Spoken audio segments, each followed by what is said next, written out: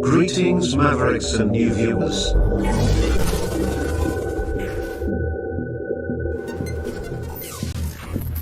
Tonight, direct and live from the Maverick News Network World Studios. This is Maverick News with Rick Walker.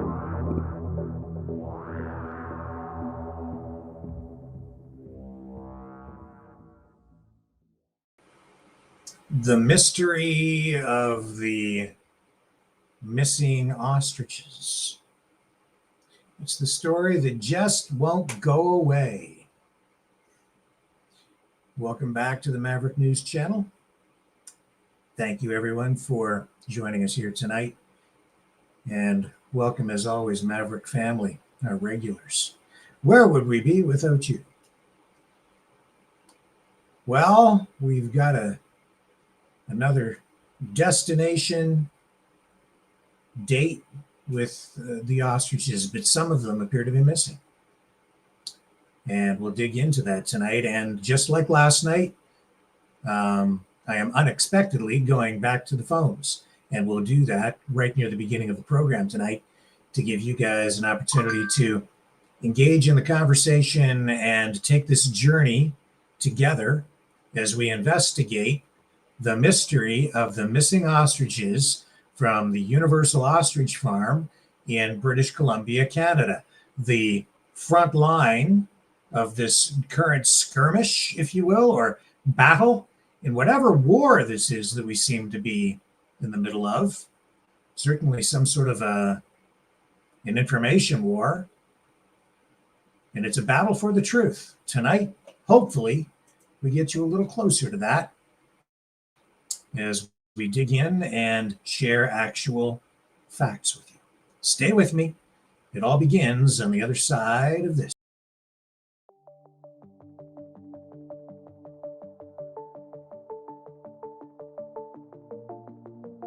Greetings, brave Mavericks. Our quest for truth continues. We go beyond fake news. Together we expose propaganda. Together we pull others out of rabbit holes. We are maverick thinkers. We are all unique individuals, defenders of individual rights and freedoms, credible, trusted, grounded in reality. Maverick News, defending free speech, Donate at freedomreporters.com. Do it now. Tomorrow may be too late. Maverick News. The world is watching.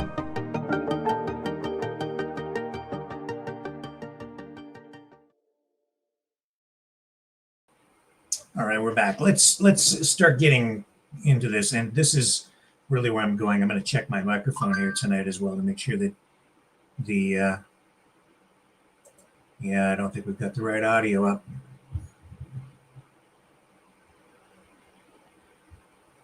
Okay, let me take another break and I'll get the audio corrected, and we'll be right back on the other side of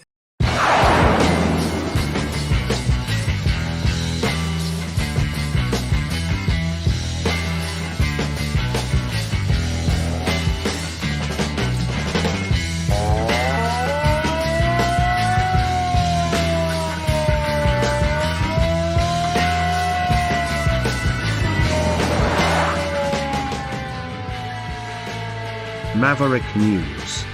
Fighting for freedom.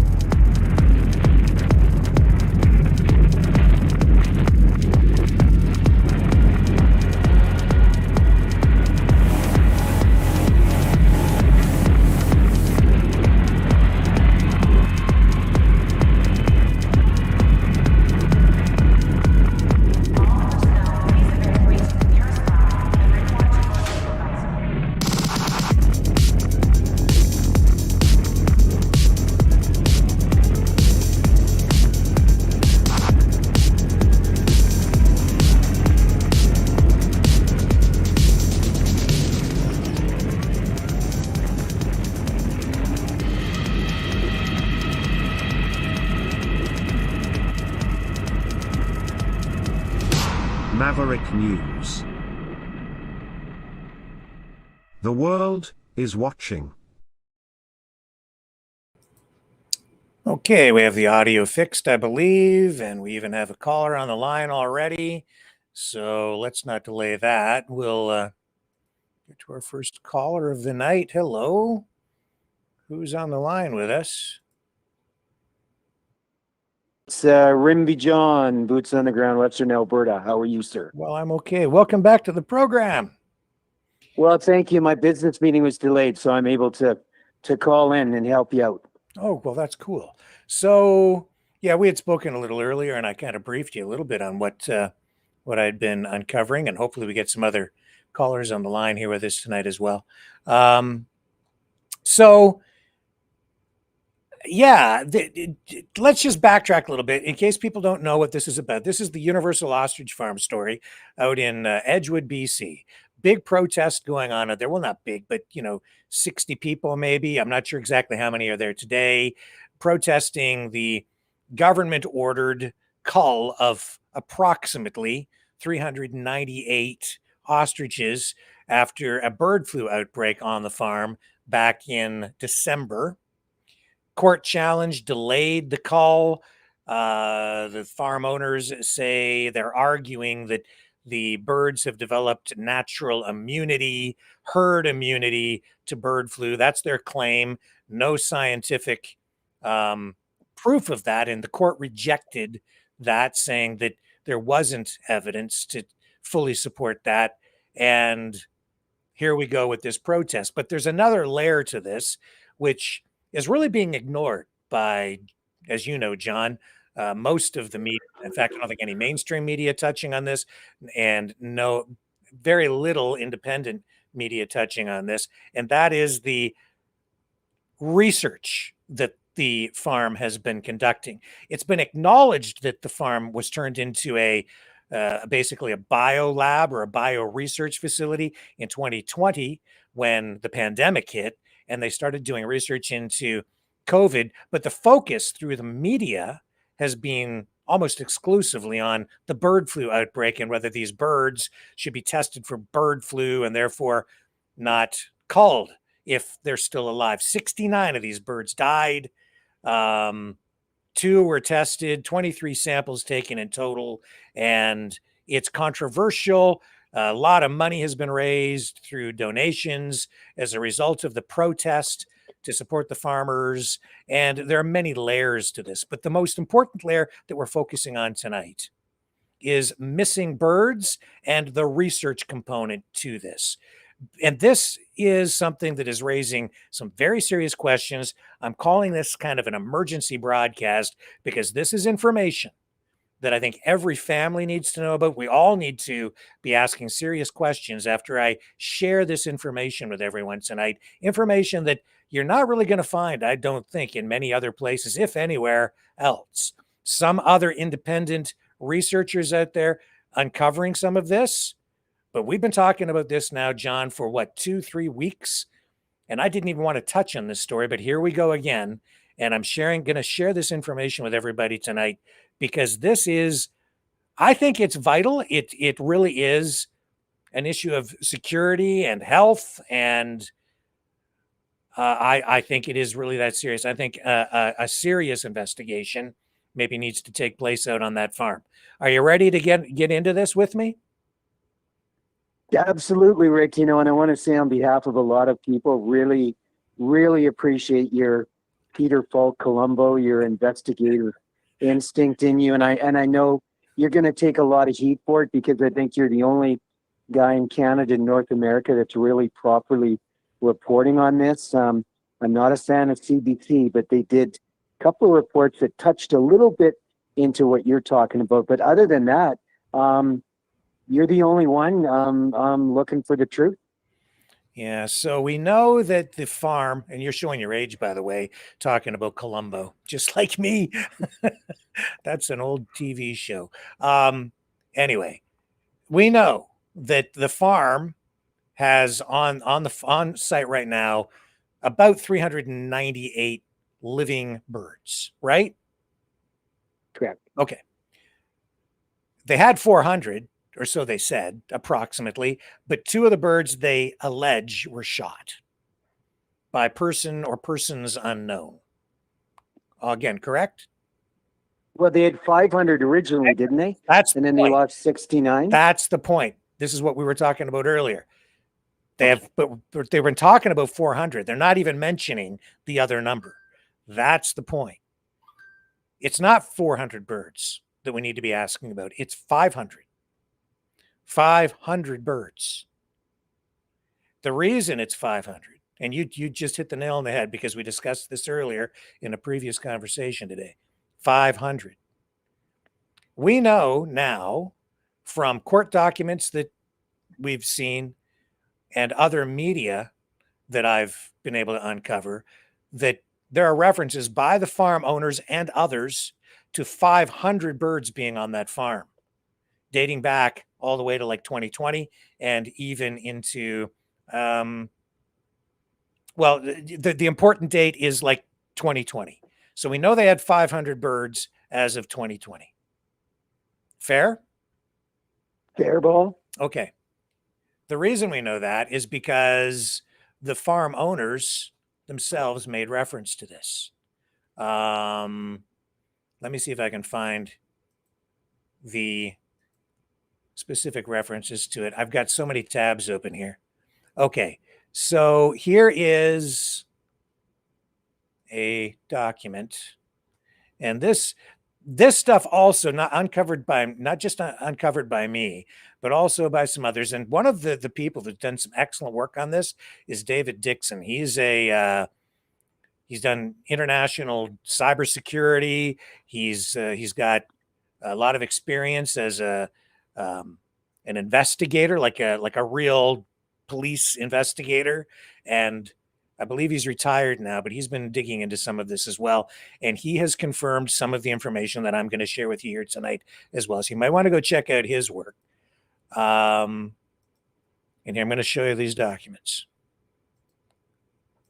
And I was aware of this, and I alluded to this the other night. Okay, and he's talking about this here as well. And Rick, does he have a pretty professional accreditation or background, or what's his kind of background career? Investigative. Yeah, John, I don't know everything about him. Hang on, just let me get this computer. When I get into the phone thing, everything gets messed up. Hang on. He's credible though. Oh yeah, very credible. There we go. Okay, now it's up on the screen. Okay. Here's another caller coming in. Who's that on the line with us now? That's Dragon. Dragon from Montreal. Hello, sir. How are you tonight? Always good, and always into the digging, as always. Yeah. So let me I need to get this up on the screen, but it's just the computer's not cooperating with me. Okay. So we know from this work that they had 500 in their inventory. It won't come up on the screen. Back in 2021. There it is. Okay, now I got it. Actually, before that, even like before 2020. Okay. Yep. So back in 2020, and here is, if I can, okay. There. It gets confusing. I'm trying to produce and talk and think all at the same time. So here's the document that I'm trying to find.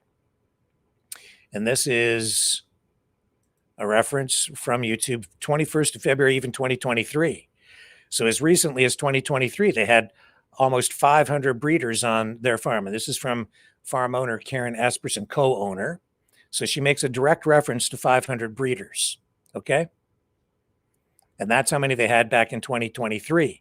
We also see references going back as far as 2020. Now, the thing to remember here is that they also have confirmed that they stopped selling ostriches for meat or food production around 2020 when the pandemic hit. Why did they stop? Because they switched the farm's business focus to research.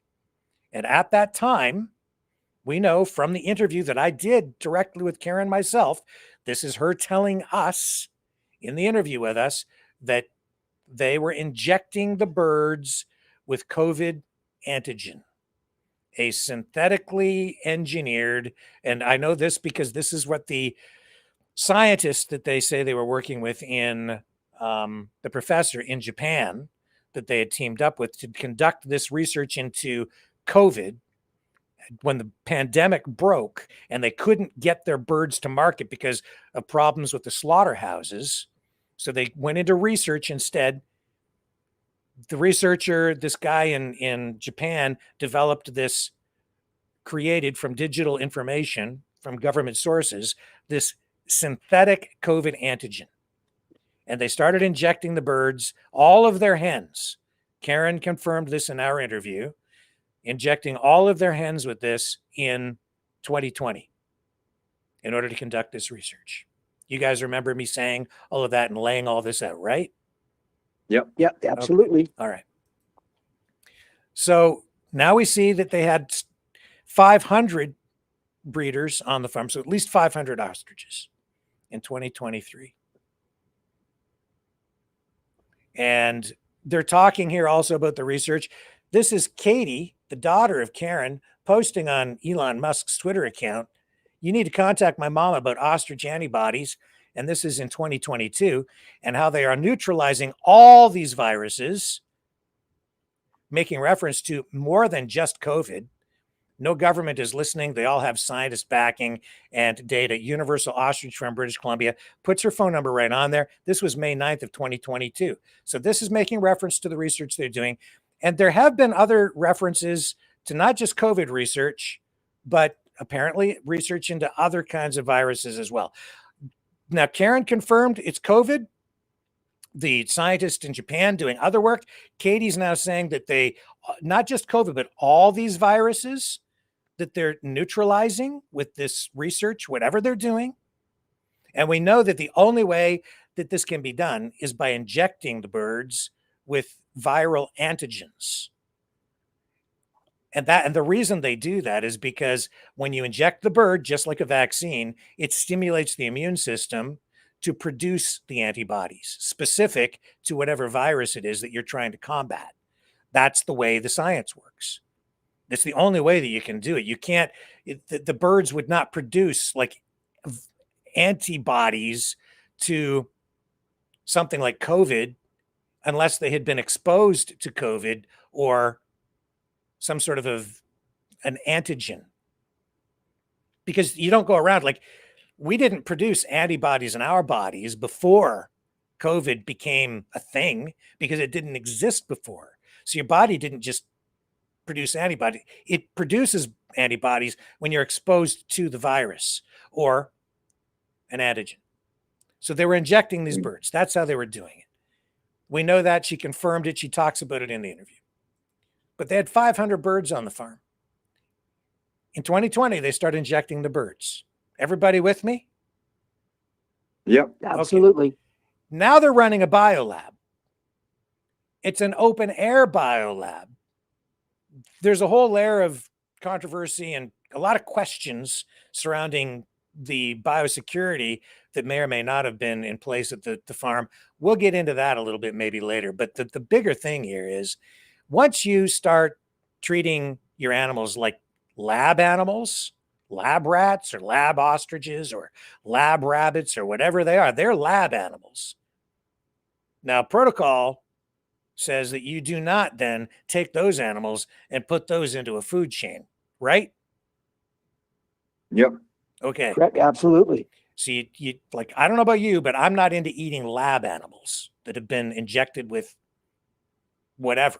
Doesn't matter what they're doing. I don't go to the Wuhan lab and get bats and eat those, or monkeys or dogs or chickens or whatever your experience, or rats. It doesn't matter. I don't eat them, and they don't go into the food chain. And I'm sure, and I know there are laws against putting animals into the food chain once they've been used for lab research. Now, we're told that the farm was only doing research as of 2020. They changed their entire business model. and that the birds were no longer being used for food. They've said that. She told me that in the interview, that no more use for food. But prior to 2020, one of the things that the farm was doing was they were into selective breeding. They would import birds. Their stock basically came from South Africa. And then through selective breeding, they were selling the birds to other farmers as breeders. Now, here's the thing. We know now that they had 500 birds on the farm as of 2020 and as recently as 2023. Now they only have 398 because 2 got shot. And so what happened to the birds? Well, we also know, and very few are reporting this, but it's also confirmed. Karen, it told us this in the interview, confirmed. I've got the audio. I've played it on the show several times, not making it up, coming directly from her in a direct interview with me, saying that 69 of their ostriches died over the course of a month from exposure to bird flu. Confirmed, right? Yeah.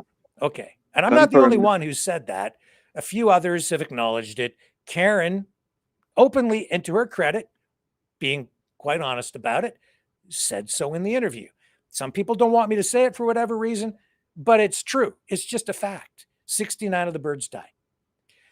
2 were tested. Some people get confused about that. 23 samples, I believe it was 23, checked for the bird flu. That's where the Canadian Food Inspection Agency comes in. They confirmed that. Now, we can get into the reporting of the bird flu. That was another issue last night that we raised. You know, the farm didn't report the bird flu outbreak. It came from an anonymous person. That's another whole issue in itself. But they had 500. So now we're down to 398. 2 were shot because it was 400. Now that's 398. 69 died. So what's the number now? So we've now accounted for, out of the 500, 69, There's 70, still 31 71. left. So we got 29 birds unaccounted for? More or less. Yep. Because we're talking approximate numbers, right? It could be 404, but anyway, somewhere around probably 29, 30, 32, 27, whatever, somewhere in that range, birds that we don't know what happened to them. So these numbers started to pop up in my head, and I was like, wait a minute. If they had 500, now where are the rest? What happened to these other birds? Well, they're not supposed to be selling them for food. They're not supposed to be going into the food chain. But here's what I found. And this is very concerning to me. Wait, what'd you find, Rick? Is it shocking? It's beyond shocking. It's Oh yeah. Everybody should be asking questions about this, and this should really be investigated. And I don't know if these other farmers are aware of this, but here's an article from 2021 in the Sun Peaks Independent News out of British Columbia. Whitecroft Valley just got a new ostrich farm, June 2nd, 2021. This is what, a year and a bit after, say, or maybe at least a year after Universal Ostrich Farm has pivoted to research only, right? No birds going into the food chain anymore. The birds there, all of the hens are now at the point where they've been injected with this COVID antigen in order to stimulate their immune systems and I'm going to say this, it's artificial induction of immune response to get antibodies produced for COVID in the eggs and the bloodstreams of these breeding birds from Universal Ostrich Farm. It's not a natural process. It is entirely not natural. It's the opposite. This is exactly the kind of research that is done in a lab. But here's the thing. Let me read this. Anyone visiting the Whitecroft Valley, this is in 2021, in June. Anyone visiting the Whitecroft Valley of late may have noticed something a little unfamiliar to the landscape. 6 mature ostriches roaming around a large pen at the Schwanke's 40-acre hobby farm. The couple who run Mountain Man dog sled adventures every winter had been seeking a small-scale farming option to complement their principal income when Taryn Schwanke saw some ostriches while collecting meat trimmings for the dogs. She brought the sighting up during dinner one night, and then the family began looking into the possibility of raising the animals. So what did the Schwankes do? They bought 6 ostriches from Universal Ostrich Farm, and they received their breeding ostriches on Sunday, the 27th of May, 2021. This is a year after Universal Ostrich Farm had pivoted to research only. It says here there are 6 in total. It's neat, and quote, "It's neat learning their body language and trying to figure out how they're communicating with us," said Schwanke, noting their peculiar mannerisms. They do a lot of it through their beaks and pecking. Isn't that cute? Well, these came from the Universal Ostrich Farm. 6 birds. They talk about it in a little more detail here. No mention, of course, of research or anything like that, because this is a hobby farm. So what are they going to be using these birds for? Food production. It's a hobby farm. This is livestock, so they're going to be using them for farming purposes. Eating, selling eggs, I presume, unless they've just got them as pets. But regardless, is it appropriate to be selling lab animals to other farms? Now, I don't know. I don't have, all I can tell you is that we know now that 6 of those missing ostriches, the case of the missing ostriches becomes a little clearer here now, because we've now allocated or found 6 of the missing birds. And they're about 300 kilometers. If I can show you this, I'll show you on the map. I've got it laid out. Like, Rick, to interject, would you, if you are, number one, who gave the ostrich farm the medical sort of science accreditation? 1, 2, if you're a science accredited lab by a provincial or federal government and you go to dispose of some of your test animals, would you not need special licensing or permission to sell those 6 alleged ostriches to a hobby farmer? Well, John, I think these are questions that need to be answered, and these are the right questions to start to ask, because, first of all, what licensing is necessary to conduct this kind of research? Where are these antigens coming from? Where is this serum that they're injecting into the birds coming from? What exactly have they been injected with? I from the research I've done, and just let me show you on this map, first of all. Edgewood, where Universal Ostrich Farm is located, is at the bottom of this map in British Columbia. You can see there at the bottom of the blue line, that's Edgewood. White Peaks, what's the name of the place again? Whitecroft Valley, sorry. Whitecroft Valley, and they're in a place called Sun Peaks, this hobby farm right here. Sun Peaks in British Columbia is about 3 hours and 39 minutes away, approximately 300 kilometers. So they sold these 6 birds to them. And that was not too terribly far away. No, 300 kilometers, but just another farm in BC, and off those 6 birds go. So is that an appropriate thing to be doing? Is that right? These are questions I'm asking, and this is alarming to me, given that at this point in time, Universal Ostrich Farm has become a research facility. No longer selling their birds for meat, no longer supposed to be selling their birds for pet food, no longer supposed to be using their birds, slaughtering them to send them for production of cosmetics or anything else. What we're told they were supposed to be doing is injecting the birds, stimulating an immune response artificially to then get the birds to produce antibodies that are present not just in the blood of the bird, but in the eggs. And the eggs were then being provided to research I guess, in Japan at this university operated by Yasuhiro Tsukamoto, a professor there, who was using the eggs for a variety of different research into I guess, mainly COVID at the time, but from what I'm seeing from these other posts from the daughter, into other viruses as well, because she's telling Elon Musk that the antibodies fight all these different viruses. Well, how do you know?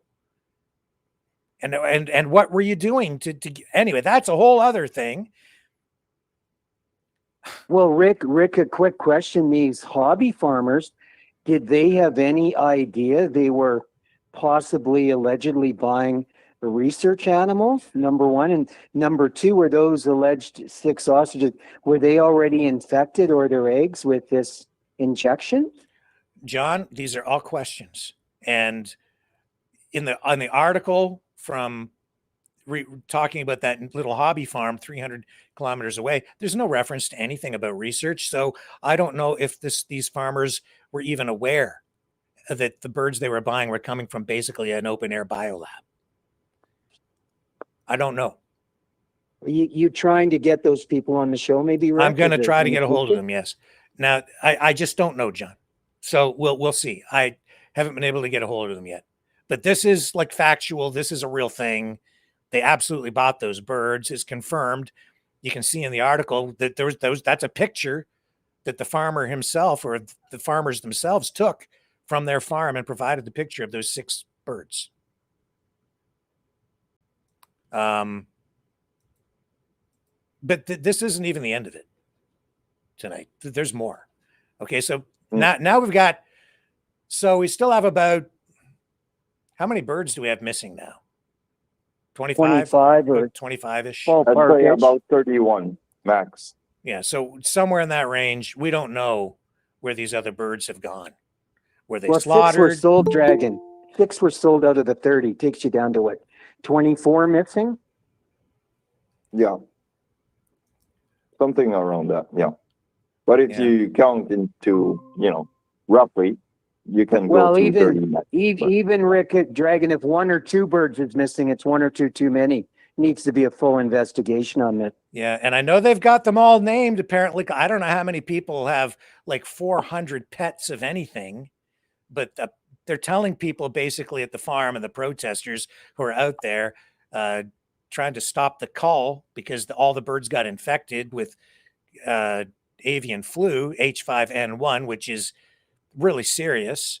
They're telling the protesters who are convinced that these are now pets or something, but they're not. They're lab animals, 400 of them, but they're trying to assign names, right? Anyway, another caller on the line. Who's just joined us? It's Isabel. Hi, Dragon. Hi, John. Hi, Rick. Hey, hi, I have Isabel. just a quick question. Yeah. Were these birds sold after the 69 died? No, before. But Before. But the So point they could have is, been infected. well, this is in 2021. So this is now. Well, here's the thing too. There's another element to the infection. Karen told us in the interview that these birds had been previously infected with something, which may have been bird flu, dating all the way back to around, I think she said around 2020. And they had, she said some birds maybe get affected, but most of them got better. They didn't have a lot die. I think she said 10. So let's say 10 died in that infection, in that round. Now we're still missing maybe 10 or 15 birds. Okay? Right. And so, because actually, it's not the first time that the birds have been infected with something that causes them to die. This is the second time. And now the CFIA is aware. And they told the CFIA that they didn't know that it was bird flu that was killing the birds. And now, now you've actually got 79 birds or somewhere in that range that have been killed. If my numbers on the first infection are correct, but it was like 8, 10, something like that died off, if I remember from the interview correctly. But this most recent round, 69 died. But when the first ones died, Yep. okay, say the first bird died, they off the bat, maybe they didn't know. But when they had another bird die, do you not think they would have ran right away and said, hey, we need a vet to come in and check out what's going on, which is what a normal farmer would do. Well, not just with a vet, beef ranch. Isabel. They're supposed to, they have a duty to report to the Canadian Food Inspection Agency. As a farmer, Right. if you have anything that even looks like a bird flu outbreak, or if you have anything like that happening, you're supposed to report it to the authorities so they can come in and help you assess that and see what the risk is, and then determine what the best course of action is. But they didn't do it. I mean, if I had an animal, okay, I have 2 dogs. So if one dog gets really sick and I'm not sure what it has, I'm going to go to a professional and say, okay, it's sick. If that animal dies, I'm really going to want to know what my animal had. I'm around that animal. Do I know I'm going to get it?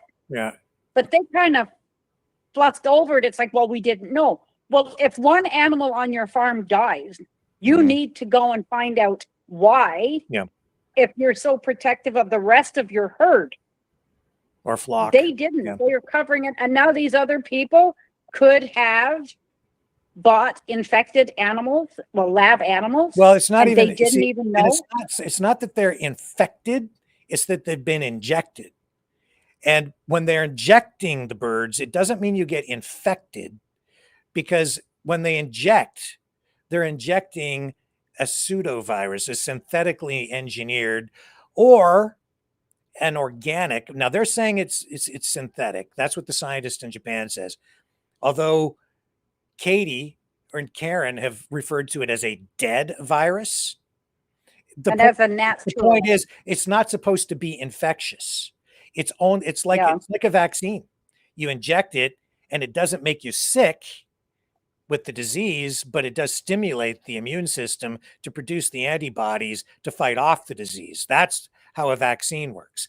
It's the same thing they're doing with these birds. They're injecting it with an experimental vaccine, essentially. They're calling it an inoculation. They're trying to avoid the word vaccine, but Leo was right when he called in the other night, and he called it a vaccine. That's basically what it is. It's an experimental vaccine to stimulate the production of antibodies without making the bird sick. But it's experimental. You don't know what exactly is going to happen to the bird, what it's going to do to the immune system, because it's an experiment. And on top of that, there's always a risk that the antigen that you're using can still be infectious. Even though you've tried to neutralize it, they generally do it through an organic means, using heat in order to render the virus inert so that it's not infectious. But there's always a danger of that. That's why these biolabs are so secure when you're working with these materials. In an enclosed environment where you can keep track of daily progress or whatever. Now, if this is a hobby farm and these people were doing this for food. So now you've got these birds that have been exposed to the experimentation.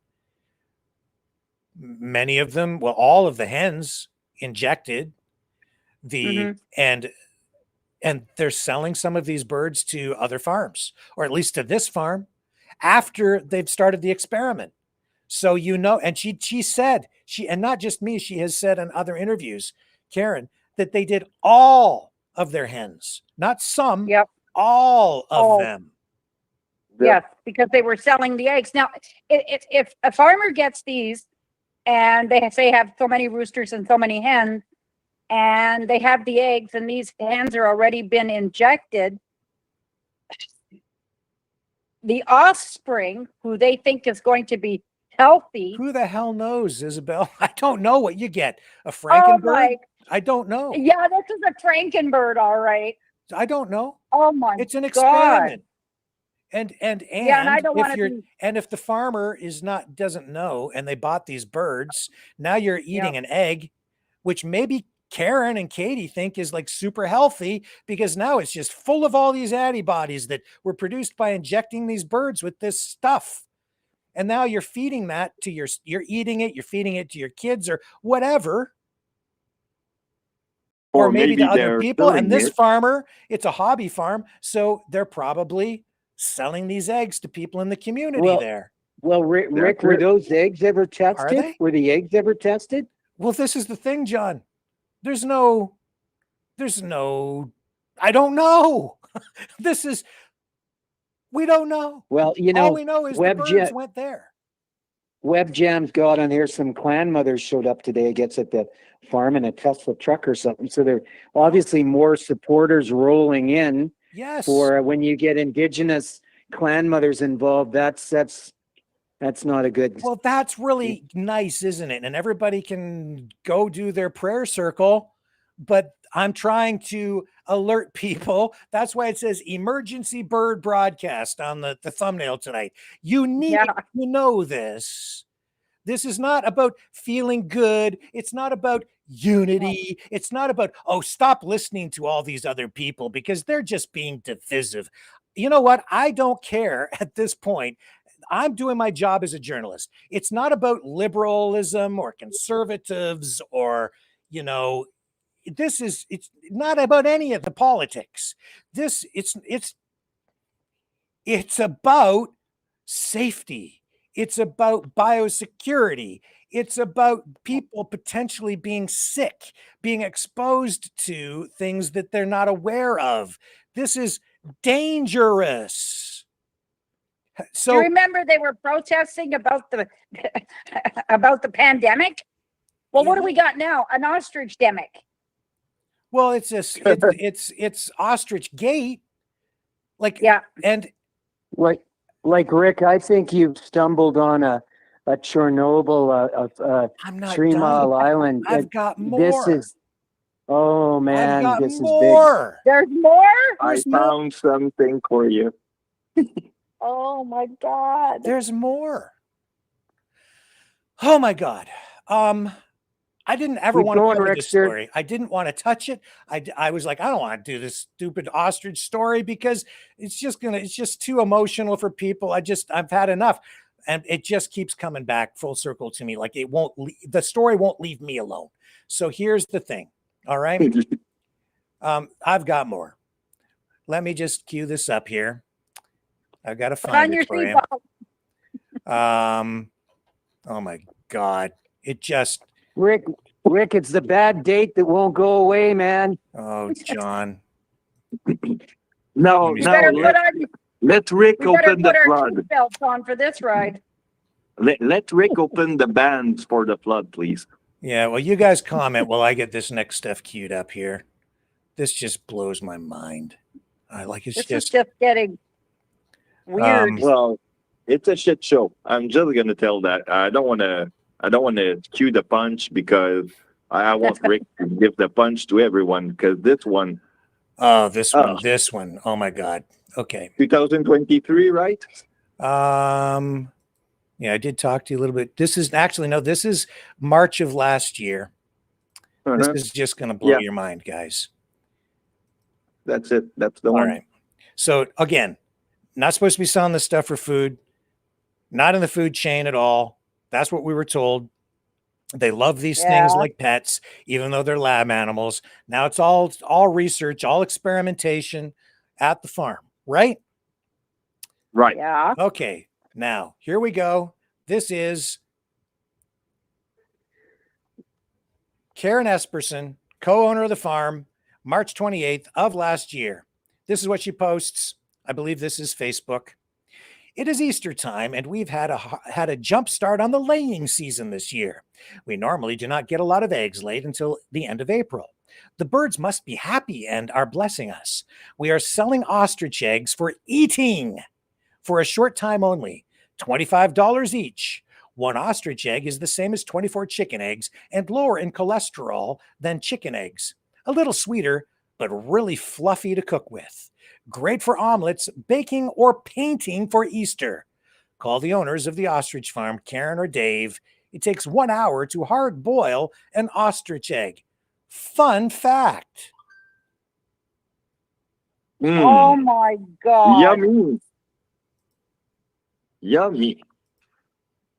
Oh my God. You've just put me off eggs, Rick. Yeah. Yeah. I'm sorry. I'm people are gonna, people are gonna hate me for sharing this. No, but this has to come out. This has to come out. Here she is. So many people There are it at is. risk here. I'm not making it up, guys.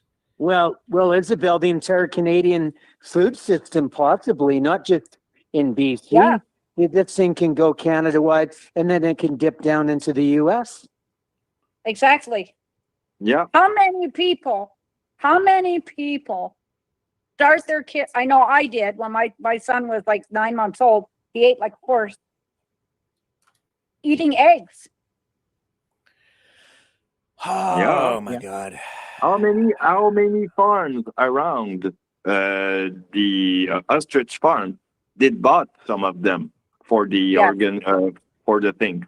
Or I Yeah. mean, not just only families, but other farms.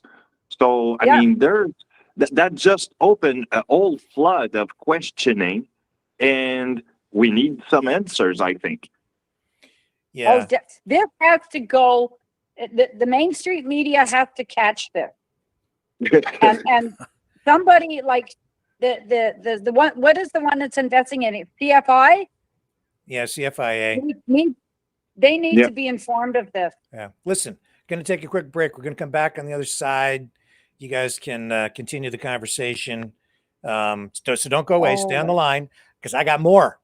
There's even more. Oh my gosh. There's more. I'm for a full public inquiry, Here we go. Hang on. Yep. We'll be right back after this.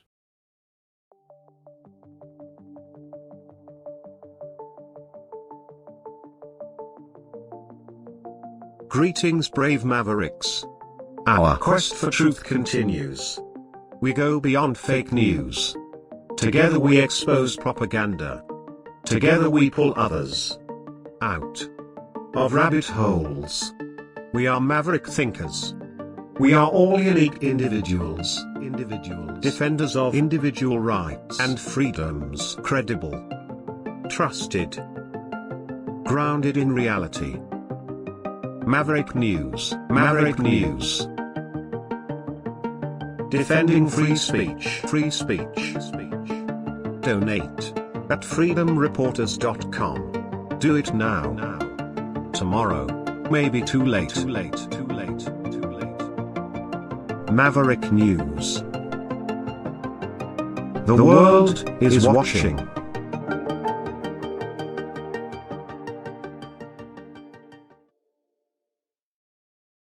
An ostrich, but it's turned me Yeah. off eggs. You guys too know now. we're live again. Okay. Oh. We're back. And somebody else joining us on the line. This is scary. We got somebody on the line. Hello. Hello, Sandy. Oh, it's Sandy. Hi, Isabel. Hi, Dragon. Hi. Hi, John. Hi, Rick. Hello. Hi. Hi, Sandy. I was listening in and I'm just like, I'm with Isabel. Oh my God. Yeah. Yeah. Okay, so let me share this next thing with you. Okay. Okay.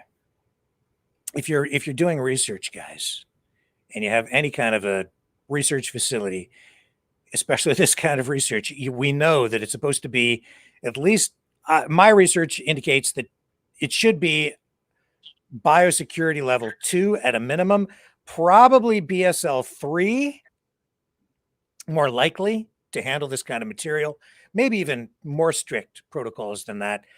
The farm, from what I'm seeing, not following these protocols at all.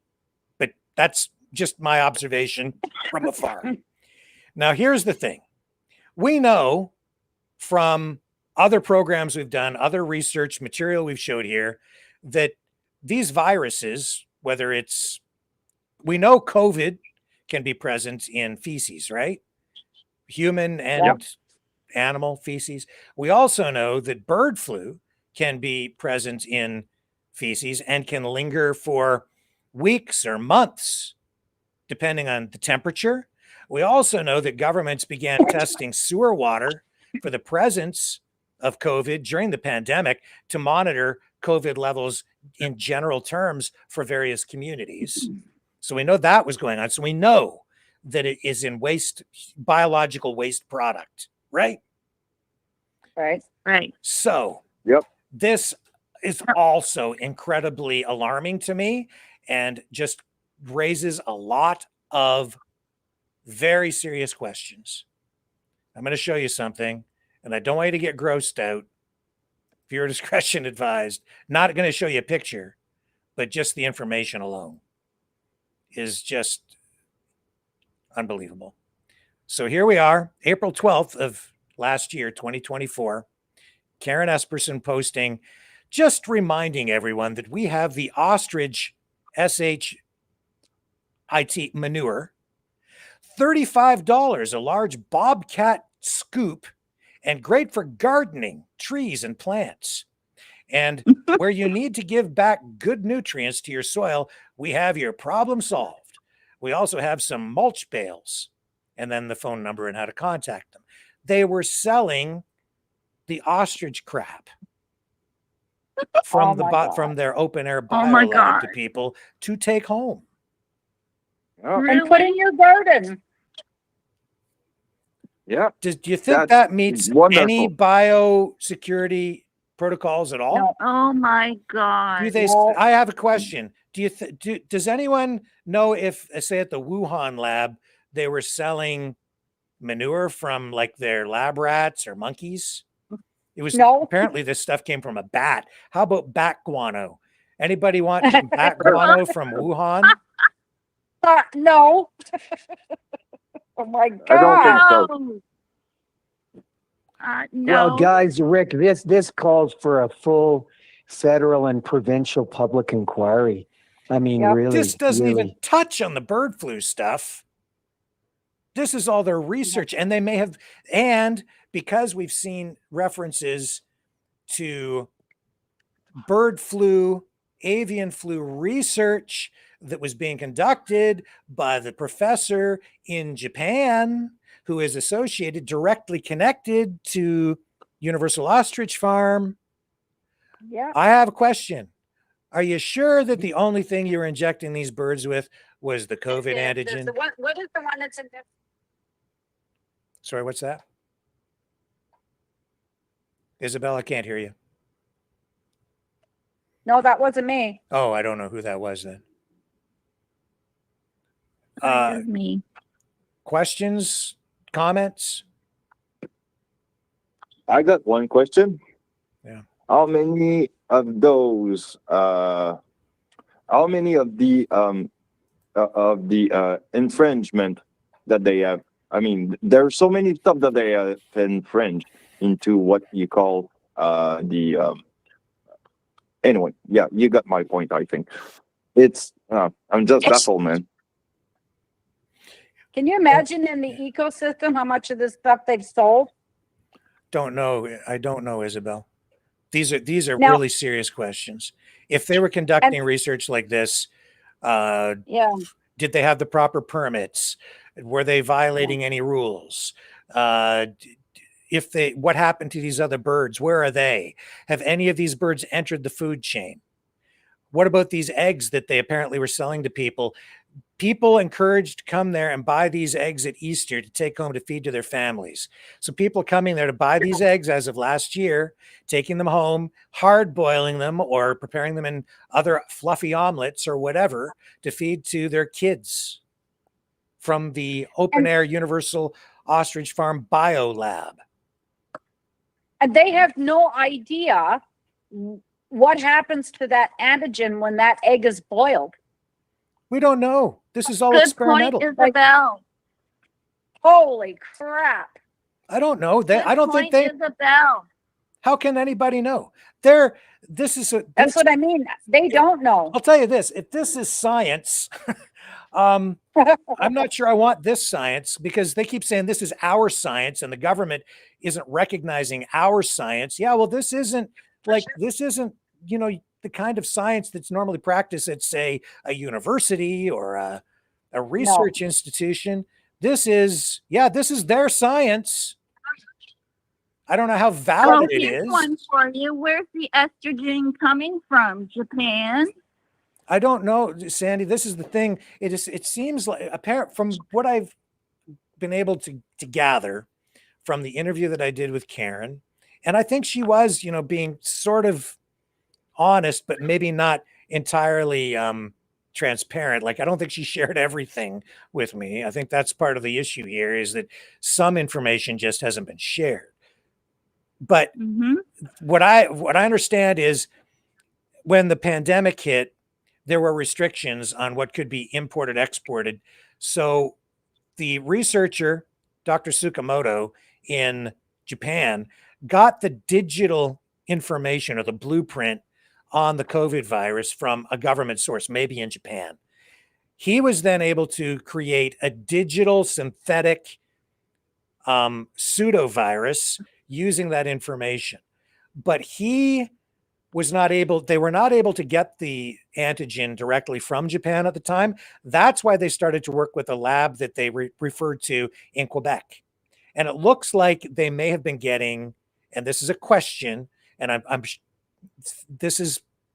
seems to be what it was.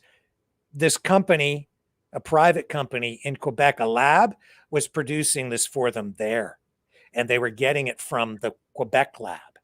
And they were producing or doing something. They had some sort of an arrangement with that lab. Now, I'm not sure.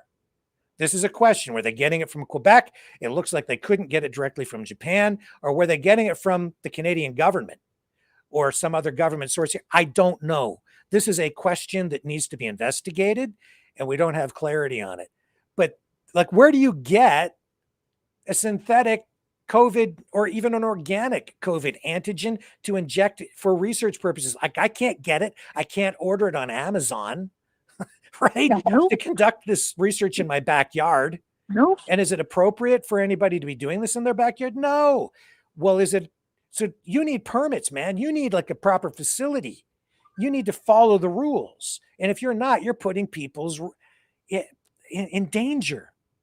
So now, is this lab still open, or is this lab now closed that they were getting this from? So whatever their relationship was with the lab in Quebec, after a while, that during the initial stages of the pandemic, she indicated that they were working with that lab, and then suddenly their contract was cut off because that company was sold.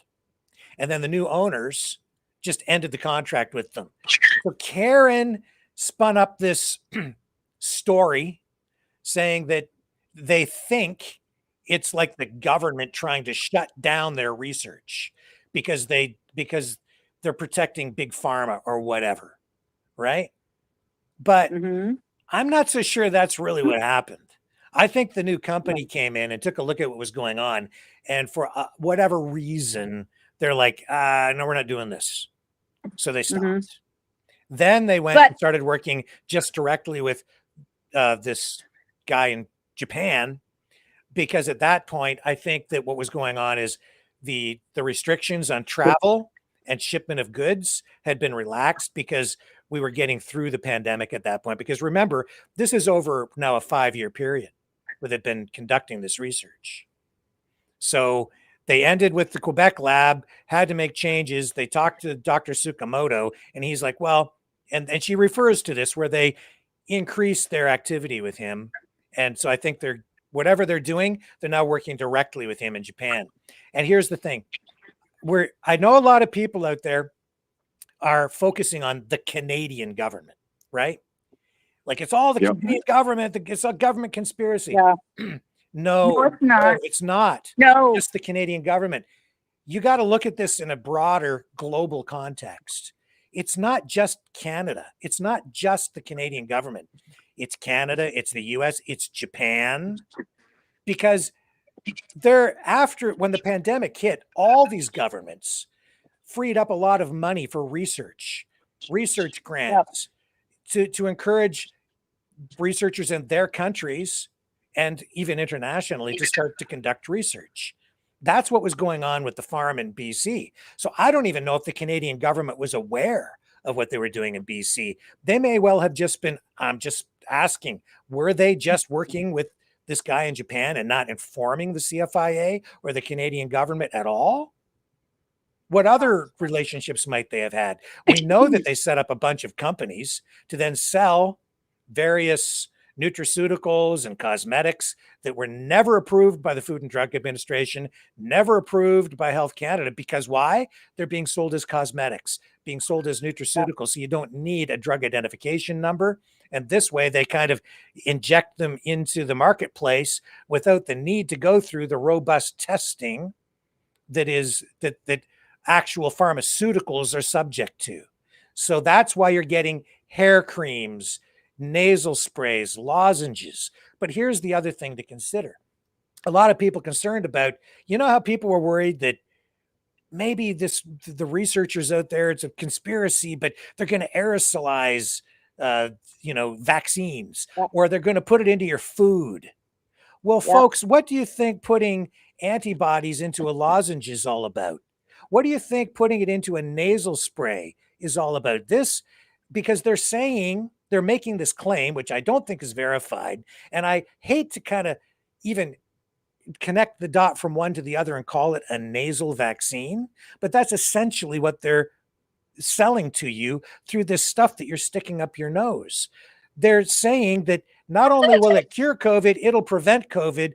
And this is the research that they were doing in Japan with that nasal spray in hospital, which is acknowledged in some of these articles, saying that if a patient in a hospital became infected, they would then administer the nasal spray to the family, the friends, the hospital workers that were in close contact with the person at the hospital who became infected with COVID, to then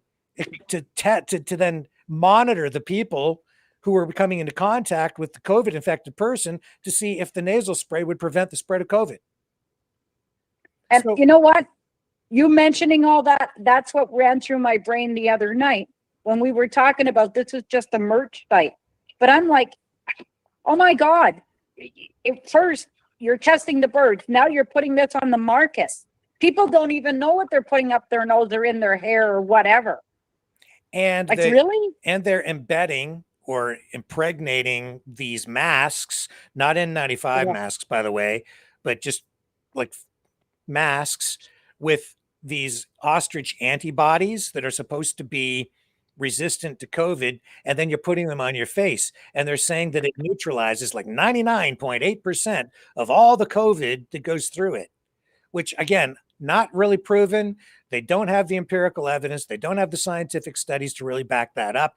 It's still underway, but he sold like over 1 million of these masks, this guy in Japan. And we know that Karen told us that they work directly with him. So the eggs that they're producing are being used to produce these masks, even though she's now denying it, because out at the farm, they're denying a lot of these things that they've actually said previously and acknowledged. Now they're saying, no, we don't have anything to do with any of the masks that's going on in Japan. Doesn't have anything to do with us. And even though we showed you on the World Economic Forum website, the page promoting the work of Dr. Tsukamoto and the mask work and the other work with the antibodies from the ostriches, which are being supplied by the farm in part from BC at Universal Ostrich Farms. They're saying, no, we don't have anything to do with the WEF. We're against the WEF. We're against the World Economic Forum. We don't have anything to do with that research. But then that's the next question. If you're not involved in that research, then what are you doing at the farm? Because that's the research that guy's doing, and you said that you're working with him. So if you're not doing that, then what have you been doing? And if you're doing research, show me the studies. Let's see what it is you've been working on. And I haven't seen anything else, because everything indicates that they have been assisting in one way or another Dr. Tsukamoto with his work. And I kind of wonder, with all this brainwashing and bullshit, this is a way of spreading another virus. Well, certainly, Isabel, I would say that what's going on at the farm right now is increasing the risk of that exponentially. Yeah. The practices of what's been going on at that farm, this absolutely increases the risk of the spread of disease. This is why the Can CFIA I wants to go in comment and on cull something? those birds. Do Can you I think they were comment on doing this this, on Rick? purpose, Rick? Sorry, one person at a time. Sandy, go ahead and ask your question. Sorry. Oh, thanks. Sorry. So when this is over, like Isabel was saying, is there going to be another one popping up? Well, that's the fear here, Sandy, is that, you know, the this is not a secure biolab. This is an open air facility. Other animals can just get in Absolutely. there. I've said mice, rabbits, small Yes. animals. You have birds flying in and out. You know, and here's the other twist on this, and this is also a question to which we do not have an answer. What they're saying that these birds likely became infected the second time with bird flu, and whatever they were infected with the first time, still not entirely clear. They say it's some whatever. But this second time here back in December and January, where the birds were dying over the course of a month, they say it likely was introduced into the flock by a duck, a migratory duck. That's their theory. No proof, but possibly. But they're also But not their saying, injection. now let me just lay this out.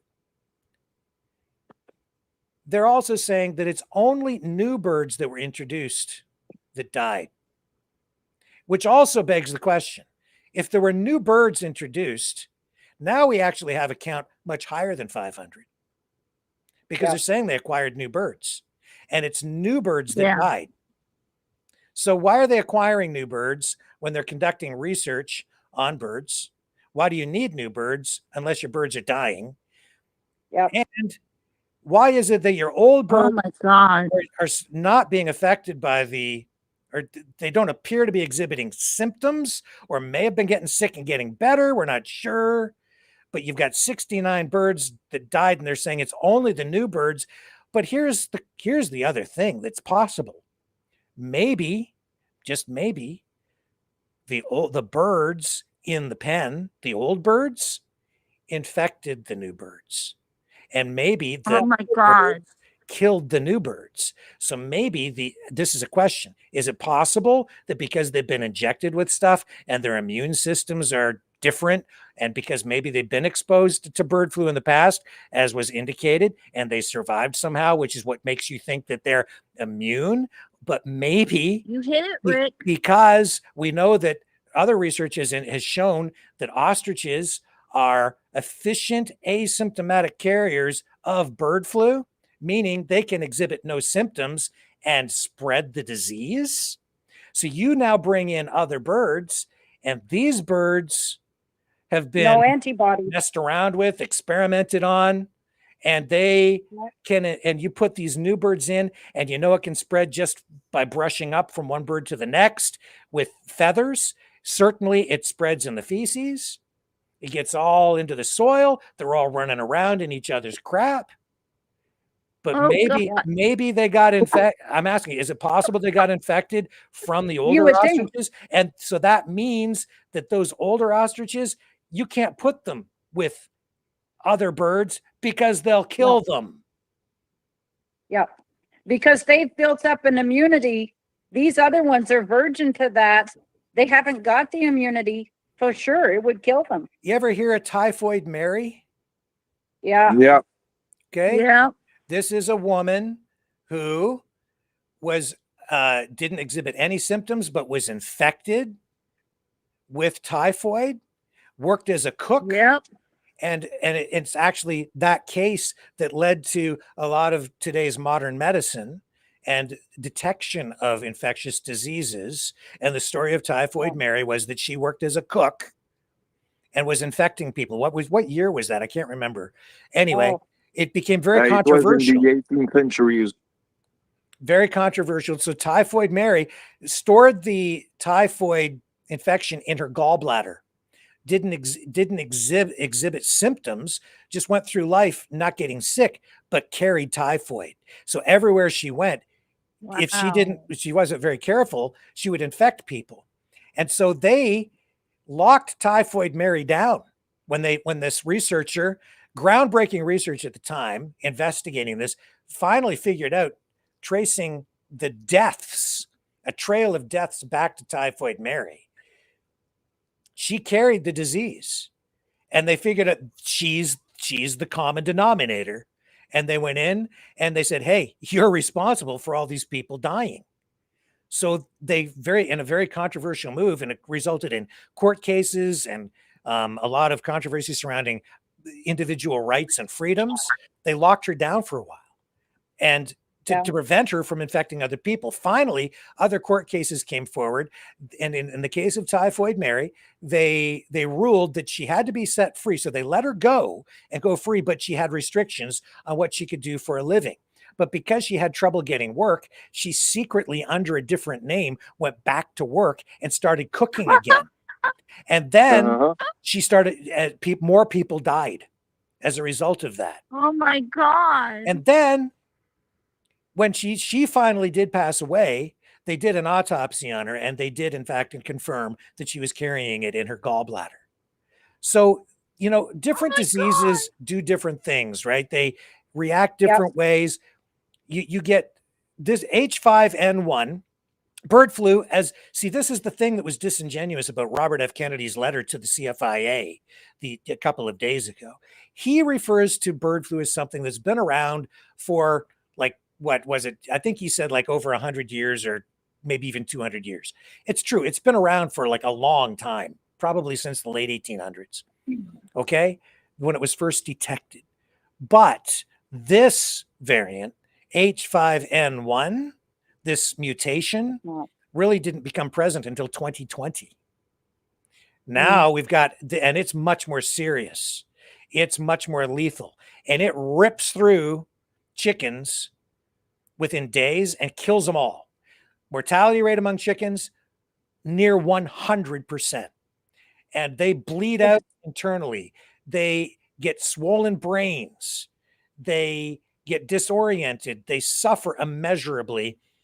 And fluid builds up in their lungs. They have massive organ failure. And finally, they suffocate in their own fluid that builds up inside their lungs. They end up gasping for breath and die a horrible, painful death. That's why you call the birds, because it's inhumane to not call them. And some of them, while they die within 48 hours, some of them will linger for 5 to 7 days suffering if you don't and spreading them. Yes. And spreading it. And it will spread.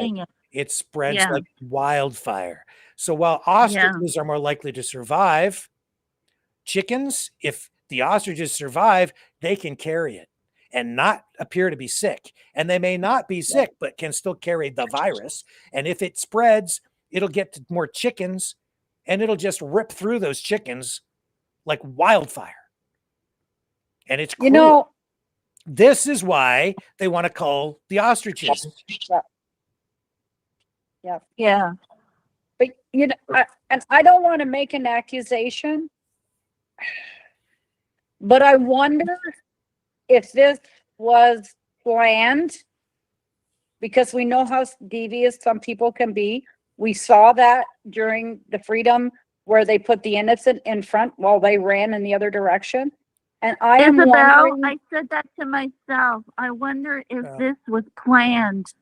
Well, yes, and kept secret till it spread. Yes, planned. Yes. I think the protest.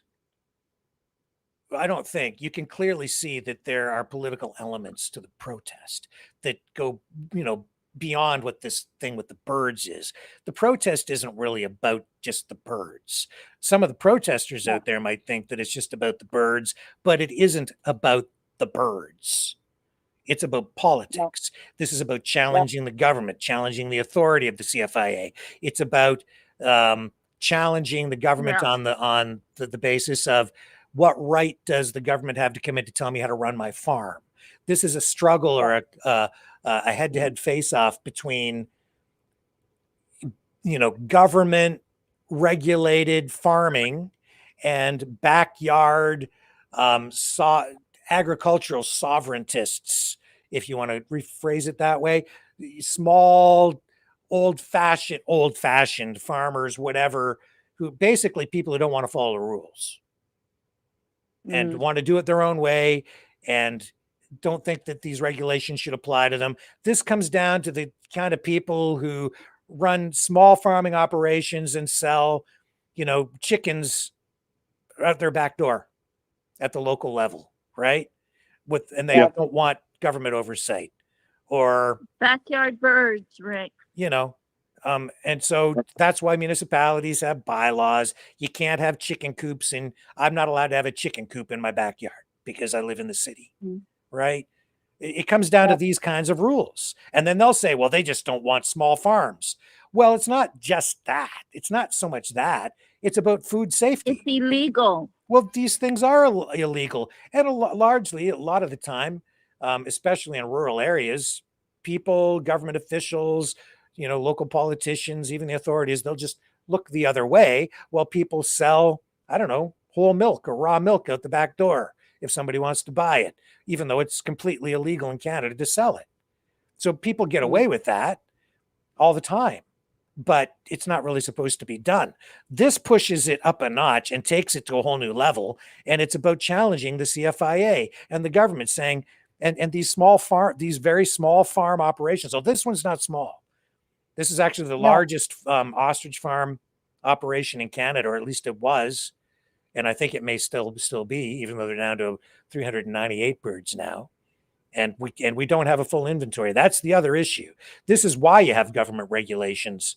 It's to keep people safe. It's to prevent the sale of manure that might be infected with virus from being sold to people. It's to prevent experimental things from being sold to people. It's to prevent pathogens from being sold to people, putting people's health at risk. It's so that if there is an illness like listeria or botulism, an outbreak, if you have a food processing plant and if you go to Walmart or Loblaws or Safeway or, any Farmer Jack's and you buy hot dogs and you get sick, right? You can go back and if you go to the hospital and you get deathly ill, they'll say, what did you eat? And you say, hot dogs. And then they go and they find the package of hot dogs. It's got a number on it. They can look at that number and trace that back to where it came from, to the food processing facility. There's a chain of custody, basically, for every single hot dog. And they can get back to there and figure out whether the problem came from the food processing plant or from the truck that it came on, or whether it came from the farm, and then zero in exactly where the problem is and then deal with that and fix that problem so more people don't get sick and die. You see those notices. So they can investigate the origin. Right. Well, you see that on the news all the time. Products being recalled by XYZ company because, it's because there's something has been found by someone that has, gave a report to the company, and the company knows there's something wrong with that batch of product. So grocery they stores, recall them. Yeah, they have inventory. Yes. They know where it came from. There's a manifest for everything. All the food is traceable. It goes back to the source, right to the moment when it went into the ground, even to the seeds. If you're growing something, where did this cow come from? What farm did that calf come from? When was it born? Everything's chronicled, right? So, if they're running a farm properly, they should have all those ostriches tagged. They should have numbers, not just names, right? Like Sally and Sarah and Freddie and George. They should have numbers attached. You got it, Rick. You can trace all these animals because they're property, they're livestock. They, even if it's not for food anymore, it's for research purposes. And if you're conducting proper research, you need to be able to trace every single one of those birds. They should never enter the food chain if that's what they're for. No, never. Never. I mean, that's why I was thinking if they were trying to keep this all a secret and they don't want to be investigated by anybody, government or any official, what was their sole purpose of doing this besides research? To sicken people? To spread this disease? No, I don't think that's what it is, Isabel, and that's a pretty serious allegation. Like, I don't think, quite the opposite. I think they just, I mean, I don't want to speculate what their motives might have been or not been. I just want to deal in facts. I don't want to accuse anybody of doing anything. You know, that's pretty sinister and dark, right? It is. That's so where I my brain. don't want to go there. But here, let me just go show you something else.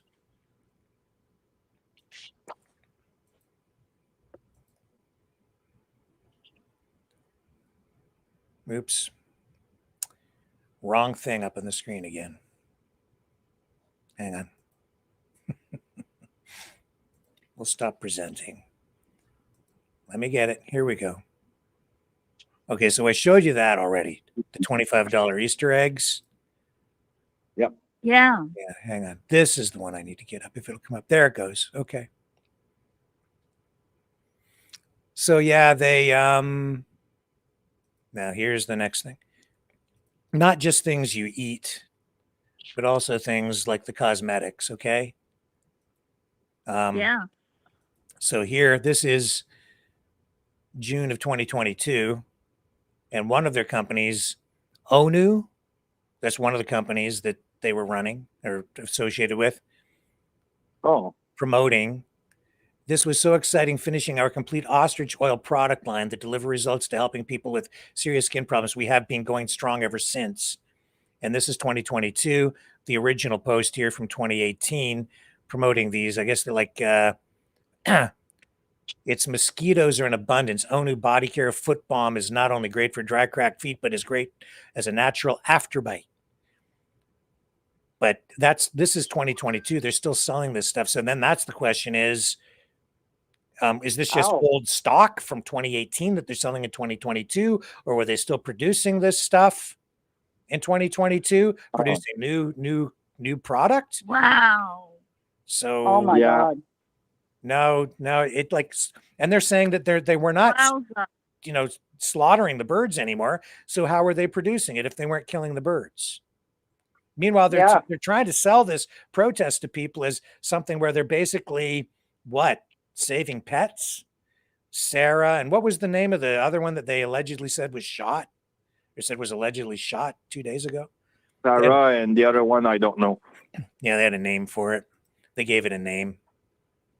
Wow. Oh my God. So let's get it in our pores. You'd spread it all over your skin, put it on your head, cover up your mosquito. And I'm not saying like this, you get good cosmetics from ostriches, I guess. The oils are very good. It can be very good for your skin. They're very, I don't have anything against putting them into the food chain as long as they're like, yeah, well, beautiful. I wouldn't want to wake up in the morning looking like an ostrich. Well, yeah, I don't think there's too much danger of that, but you know what they say? You are what you eat, right? You are what you eat, and you are what you wear.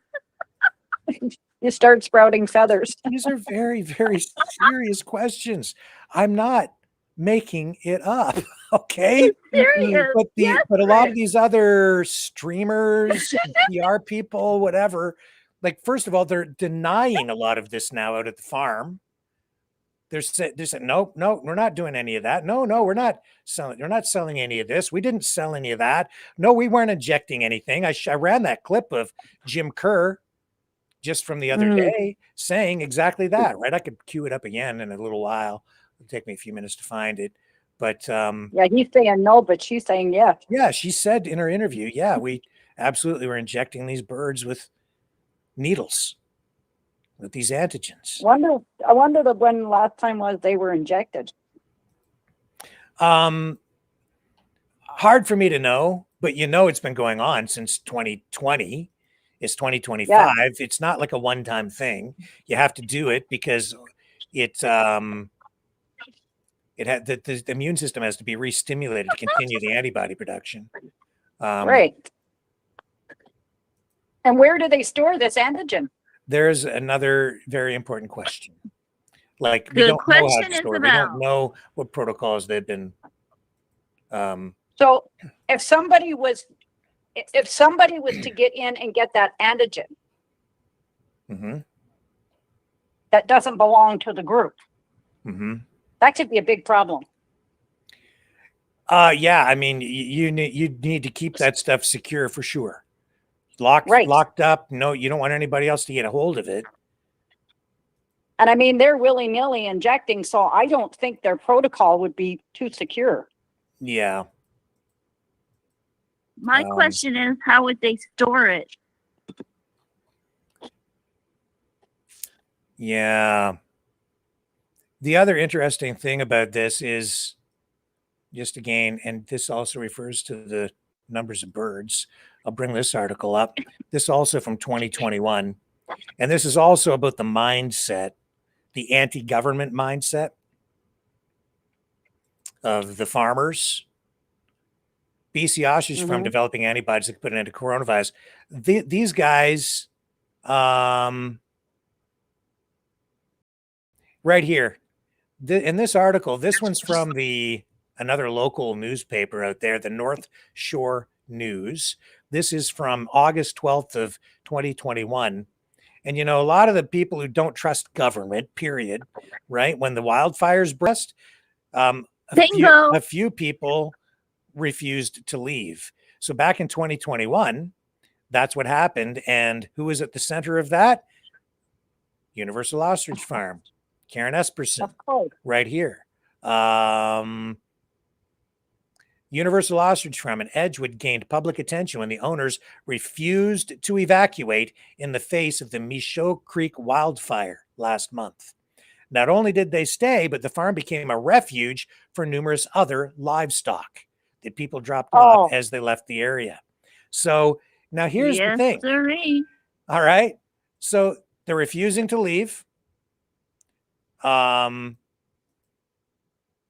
They're already in the process now of conducting research, which can affect immune systems. We don't know what happens when you do this kind of experimentation on these animals.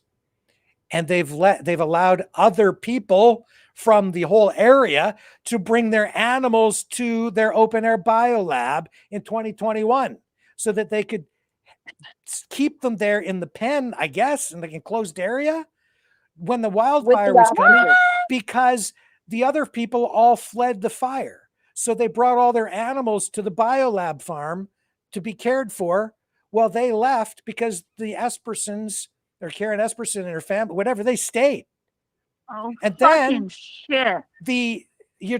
There was, not only are they doing a fundraiser now, they did a fundraiser then to raise money to fight the fire so they could pay to bring in heavy equipment to fight the fire and spray water on the animals, is what they said the money was going to be used for.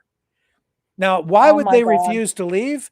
Maybe it's because they're running a biolab and they've got serious stuff there that they don't want anybody to have access to. So they're trying to, I don't know, right? Or maybe they just don't trust the government. Whatever it is, we saw other people going, don't trust the firefighters. They're here to kill you. No, they're not. They're there to help you. And when they're telling you to leave, it's because you could die if you don't. But they didn't leave. They stayed. Fortunately, the fire didn't spread and didn't wipe out their farm. But all the people, or a bunch of the people around there, other farmers, locals, I guess they brought their dogs, cats, chickens, rats, iguanas, parakeets, parrots, whatever they had. I guess it became like the Esperson Ark, where they had two of everything. I guess, I don't know. But in 2021, it became a holding pen for the local animals, which, now, isn't it interesting too that they've had some bird flu outbreaks all through the BC area? Yeah. Noah's Ark. Let's spread it around. Just, we're such good folks. Well, I don't know. Does the Wuhan lab run like a boarding kennel? Oh my God. I'm sorry. To me, it doesn't seem like that really meets protocol for any kind of a research facility. I would say you don't encourage people to bring your other animals to a place where you're experimenting on birds. No. Because not only is it potentially risky to the pets coming in, or like the animals or whatever they're brought, maybe it's cows, I don't know, other things that maybe are in the food supply, like it just breaches protocol. Like you don't have a controlled group for your research anymore. Now all your birds are potentially going to be infected with who knows what, rabies, ticks, fleas, I don't know. It could be anything. If you're running a true research facility, you isolate, you control your environment. You have a controlled group. You make sure that there are no external variables so that you don't get crazy results on the other side. Yeah, in an enclosed environment. In an enclosed environment, completely controlled. Nothing else gets in, nothing gets out. Yeah. And don't forget crazy bed bugs. Yeah, maybe it is. I don't know, Sandy. But at this point, I'd say anything goes. You know, that it was makes me wonder now. Go ahead, Dragon. It was Woodstock for them, basically. Yeah. And I don't want to. I mean, a vector also of illness and whatnot. So yeah, I mean, it's appalling. A Woodstock. Yeah, well, if you count the 2x2, yeah, it was a Woodstock kind of thing. Good one. Well, they're having a Woodstock now, right? Because it's a big ostrich fest.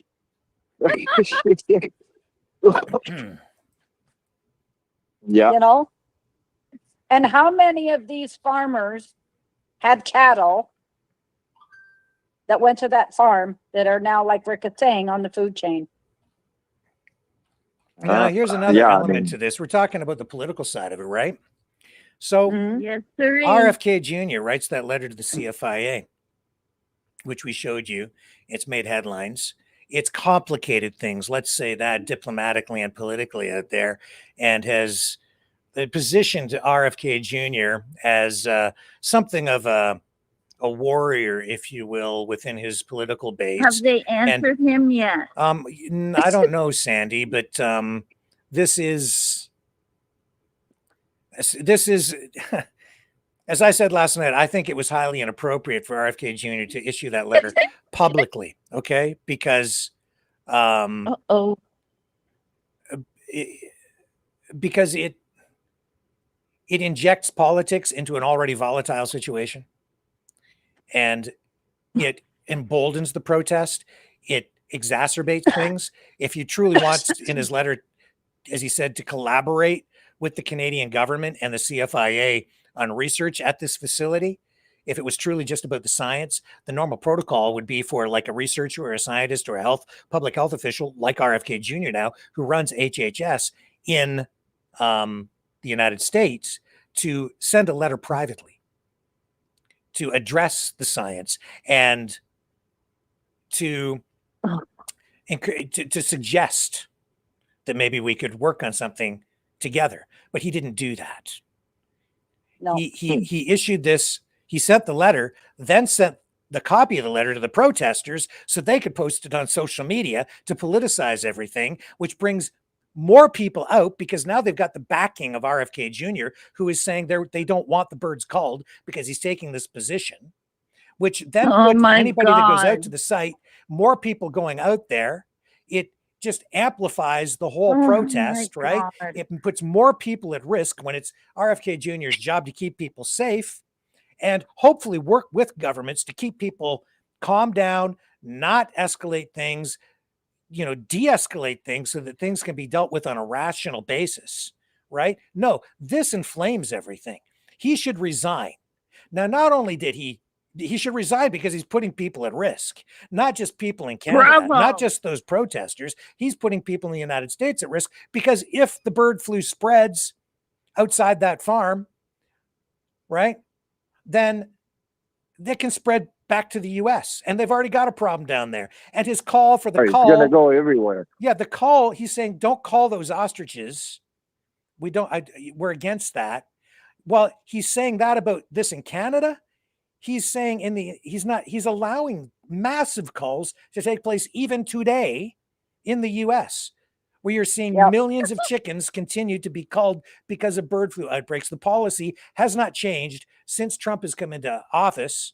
Again, it was happening under Biden. There were criticisms leveled at Biden because it was resulting in egg shortages because the bird flu is so serious. They're culling millions of chickens, but they're still doing it down there. He hasn't stopped. He hasn't stepped in to intervene.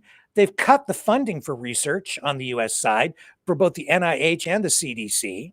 Meanwhile, he's saying, you need to do more research up there in Canada. And he's endorsing and backing what is basically an open-air biolab COVID research facility, and maybe for other things too, in Canada. Well, what is that? Is that it's okay? It's okay for Canada to have an open-air biolab, and you can do all that in Canada? Doing our research already? Sandy, if I may, is it okay for Canada to have it, but not in the US? No. No. And it's a total hypocrisy from RFK, I think. And not only that, I mean, say that RFK wants to say to the government that, no, they're going to deal with it the American way, if you will, or do something along these ways to keep those ostriches alive. What are you going to have? You're going to have a middle of a lot of politic in reference to the U.S. Conspiracy against the government of Canada, basically. So you're going to have a lot of reference there. Isabel, anything? My opinion is he needs to just stay on the other side of the border. What he's done right now is he's boosted these protesters, and he has no right on this side of the border. None. Yeah. You know, they're like you said, they're calling the birds left, right, and center in the States because that's their protocol to do it. So who gives you the right to come on this side of the border and say, no, don't call them, we want them for research? No. You have no authority here. But now he's given the protesters backing. Yeah. And yeah, he should resign. There's no two ways about it. I'm going to just look in the chat here and see what people are saying. I'm afraid to, actually. Do you want mine, Rick? Your what, Sandy? Do you want my opinion? You go ahead and you offer it up. Go ahead. Yeah. Okay, so RFK, stay out of it. There you Don't go. start your crap on it, okay? Yeah. Stay out of it and resign. And you know, it was do your little notes and do your little pages and do your little Twitters and do all the little things that you do so well and stay out of Canada. Now, here's the other thing, Sandy, with regard to RFK Jr., the other reason I take issue with what he's done is because of this. Before he even called the CFIA, before he even issued that letter to the CFIA, he went on a radio show on WABC New York, hosted by John Katzimatidis. Mr. Katzimatidis is worth about $4.3 billion. WABC used to be and we have a new caller. Just hang on, new caller, whoever it is. I'll be right with you. But Mr. Katzimatidis bought WABC, the former flagship station, talk radio station, for about, I think it was only $23 million from ABC. It used to be the flagship for ABC. So it's got a huge reach, reaches into much of Canada, I think at 38 states, huge station, talk radio. He hosts his own program on that station. And he went at the protesters, I guess, got in contact with RFK Jr., I think through Kyle Kemper, Justin Trudeau's brother. RFK Jr. and then Katzimatidis were connected by the protesters. And Katie, the daughter of Karen Esperson, states in one of the live videos from a couple of days ago that she was coordinating messages between RFK Jr. and John Katzimatidis in order to get this radio interview done on his show on the station that he owns.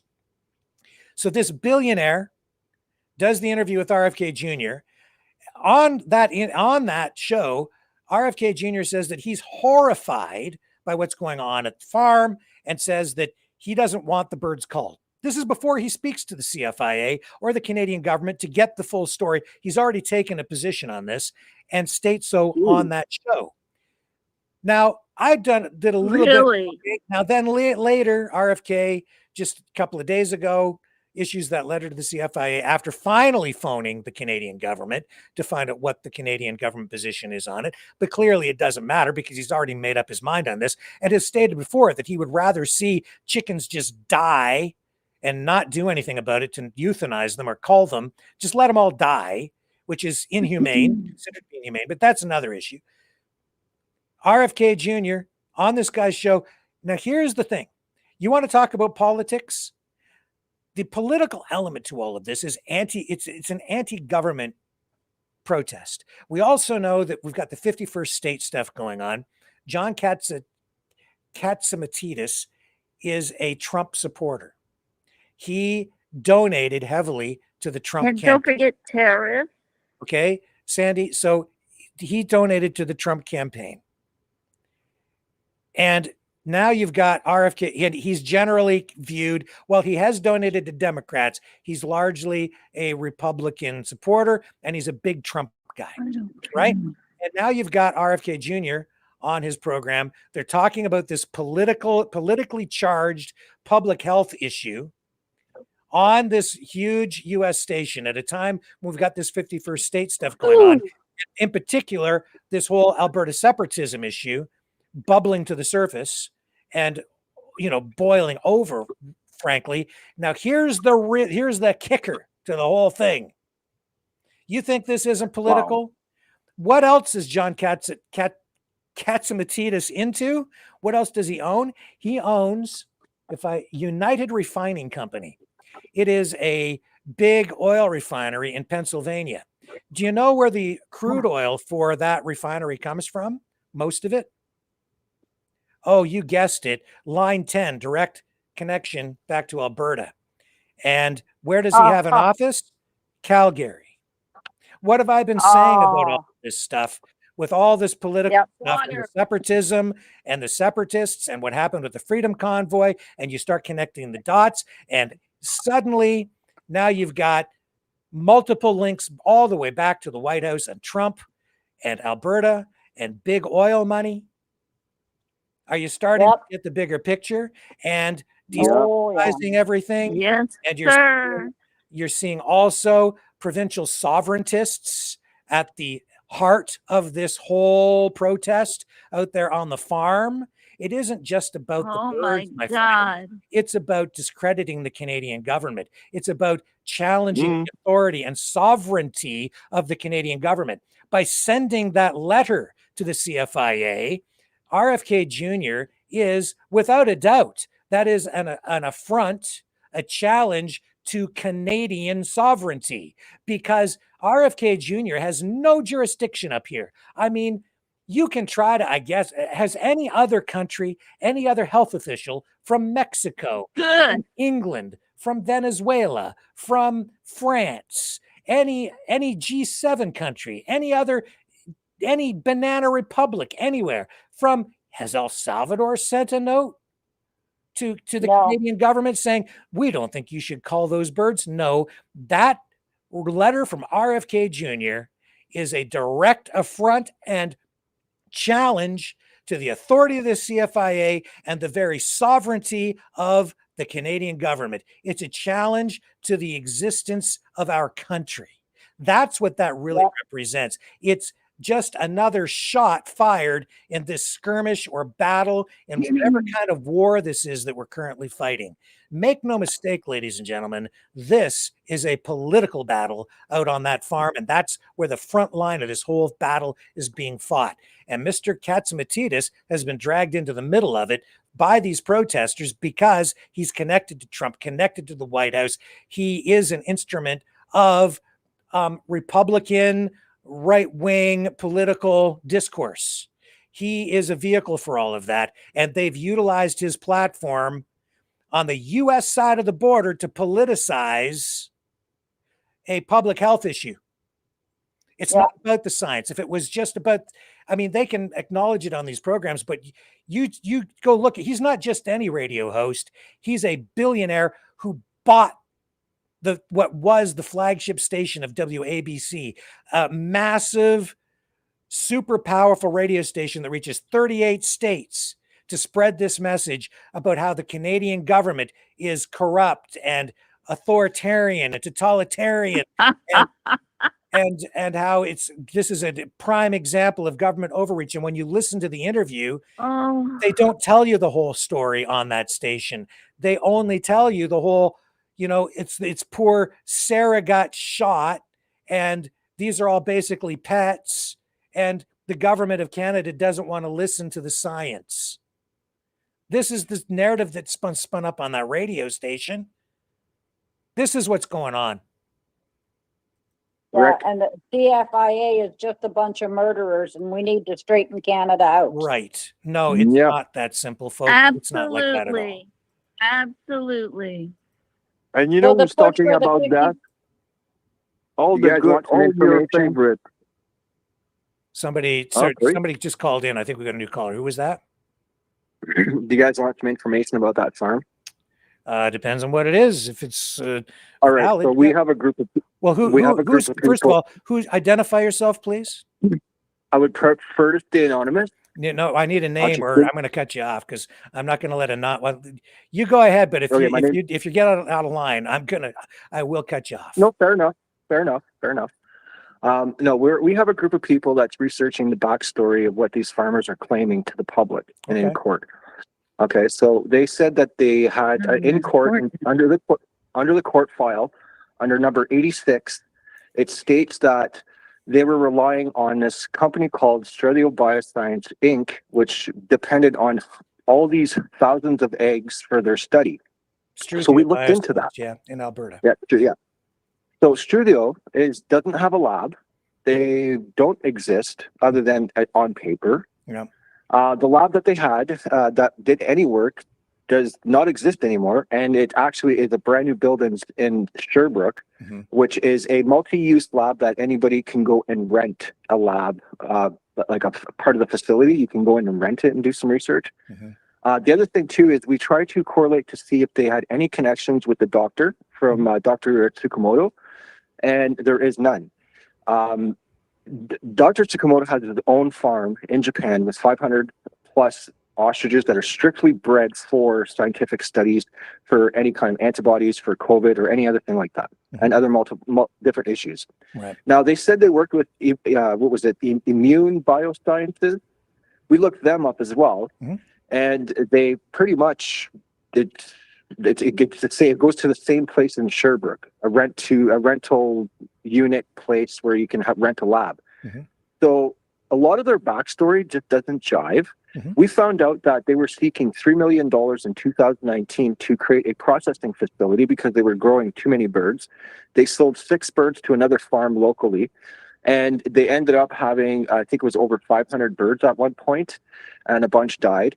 The story of why the CFIA went in there was because we spoke to one of the neighbors, and one of the neighbors explained to us that they seen 2 dead birds on the farm, and they were out there for 16 hours, and nobody was doing anything about it. So they contacted the health authorities, and the health authorities went in and found out that when they did the testing, after they tested the dead birds, they tested the other birds, and there was 69 infected, and they had to, they died.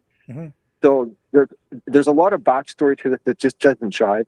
And right now, when people question Colin or Jim Kerr or anybody affiliated over at that farm, they're instantly attacked online, slammed, whatever.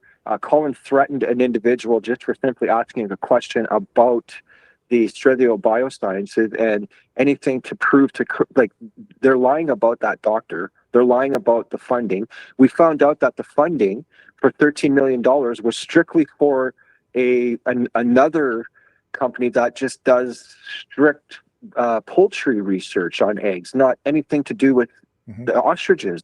So everything they've said so far publicly doesn't jive, and I'm surprised the courts haven't picked it up because they purged them themselves in court. And you're right about, because I've been listening, you're right about the amplification of the voices of these protesters. Those are these people who've been, what we call them, grifters. And, they're taking advantage of people. And, donate, give me money. And there's no end solution to this. I think it's distorting the messaging. But at the same time, these farmers haven't been forthcoming either. I can't verify everything you've said, but it's right in line with where the other side of this could be. And you've really touched on it here. And I was going to get to exactly what you're kind of getting at. If you can check it out easily. Just look up the names, Rick. Google, take some time tonight when you have some time and just Google the names. You'll see what we're talking about. You'll find the article as well. You'll find the article as well in 2019. You'll even find one from 2011 where they were trying to find seed money for whatever, because the ostrich market for meat and processing crashed a while back. And they've been trying to find ways to innovate their farm because it's that or they lose their farm, right? She indicated that they were in trouble financially going into 2020. Yeah. They had to remortgage their properties in order to keep the farm alive. So we know they were under financial distress. And then the other possibility here, and I think you've just hit the nail on the head, is they may not have been injecting the birds with anything. If the other possibility is when they're saying they didn't, that might be the truth. One way or the other, they're lying. But if they weren't injecting them, then this would indicate that they've been involved in fraud and probably defrauding the government right now of research money. They didn't get no money. That's the thing. They're claiming they received it. So we went and checked. There's an open grants and contribution database the federal government has openly available for the public to see if any money went to scientific research or anything. Okay. And their names will be in there. So we looked for every company. They said ONU, onu Skincare. We looked up. We looked up Studio Bioscience is what they own. We looked up the Universal Ostrich Incorporated. And everything they own it. They all own it. Right. So I was like, oh, this looks like a little racket. So then we looked at the database to see if there's any funding. No funding at all. Then we started seeing that they were asking for money. So in 2019, there was an article. He was asking for $3 million because he was planning on starting the business and growing a bunch of birds. Okay. And the next thing you know, he didn't get the money. And then they had to mortgage their place. In 2011, it was the same thing. The markets were crashing, and locally they didn't have 500 farms back or 500 birds back then. They had less. And so we looked into that. And this is something that was interesting. They're claiming that they went to Africa and all this stuff. So we were looking at another ostrich farm in Ontario, simply because we were interested in at the management of care of the birds. Like, is this farm adhering to a standard where they're healthy, the farm's healthy? Like, are they managing and taking care of the birds properly? Because these questions came up too. So we contacted a farm in Ontario because when we looked at their website, the story that they had about them being in Africa and stuff was exactly the same as this ostrich farm here in BC. It was like they were stealing a story from someone else. So we called the farmers up in Ontario, and they explained to us that nobody in the industry, like nobody knows these people in BC. You'd figure that they did. They don't know them. They just seen it, like they just started noticing because it's coming up on the news. And so they gave me a rundown on how they process the birds, how the abattoirs are important in the processing, because they use their farms for growing ostriches for meat. And the rest of it's for, skin stuff for oil process, like the fats and stuff. They used 100% of the bird. Right. And I was like, okay. Now, these guys here in BC, there's no abattoir correlation. We looked for one. There's nothing. They were selling locally. So they didn't have 500 birds when they said they did. All these companies are fictitious. And in court papers, like when you look at the court doc, they committed perjury. They perjured themselves. So just think, when this all comes out, people start getting it. The Crown's going to look at that. They're going to see everybody's talking about this because a lot of people are starting to. This is the important other side of it. And did you see the what was it? I've got the documents here. Dave Belinsky, who is the co-owner with Karen Esperson of that farm, his cousin Danny. Did you see that?